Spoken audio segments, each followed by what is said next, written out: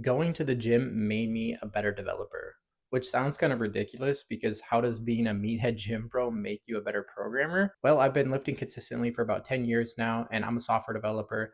And over time, I started to notice this weird overlap between writing code and going to the gym. A lot of the habits that I built in the gym just kind of transferred over to programming without me even realizing it. And once I did realize it, I understood why I keep making progress month after month, year after year. So to get good at programming, you obviously need to do it a lot, but actually getting yourself to sit down and do it consistently is pretty hard.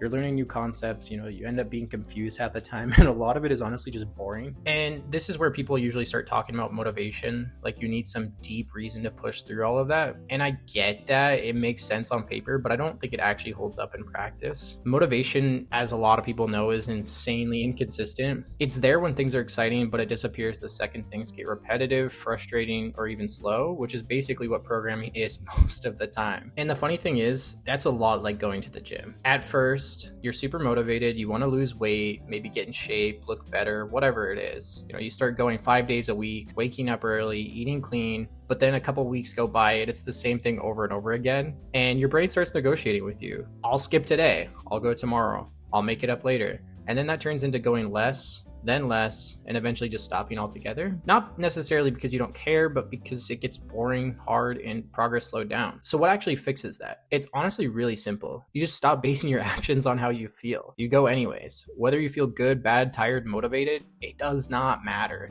You just do it anyways. And if you do that long enough, something weird ends up happening. You stop thinking about it altogether. It just becomes automatic and you don't have to put any bandwidth towards it. Like at this point, I don't even really decide to go to the gym most days. I just end up there. It's completely ingrained. And without even realizing it, I started approaching programming the same way. I stopped waiting to feel motivated to code. If I needed to learn something or build something, I just sat down and did it, even if I didn't feel like it. Those are generally the days I most of the time end up making the most progress, both in the gym and when I'm coding. Not because I'm super focused or anything, but just because I showed up. And that alone made a big difference, over time.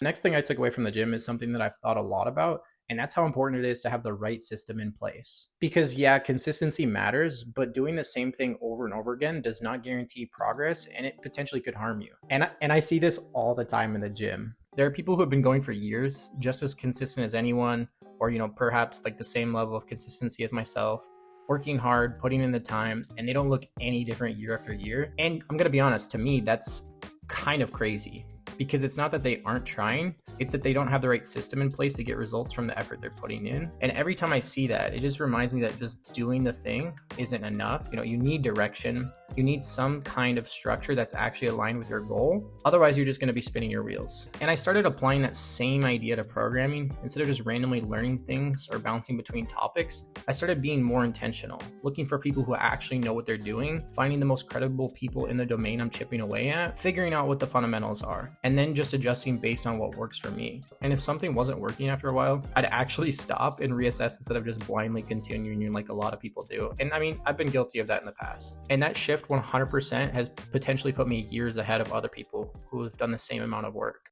The third thing that the gym taught me that really helped with programming is patience. Because if you're a natural lifter, progress is slow. Like painfully slow. You might put in months or even perhaps years of really hard work to maybe see a tiny return on investment. And it forces you to think long-term what you're actually doing. And programming is the exact same way. Getting good at it takes years, and there's no shortcuts.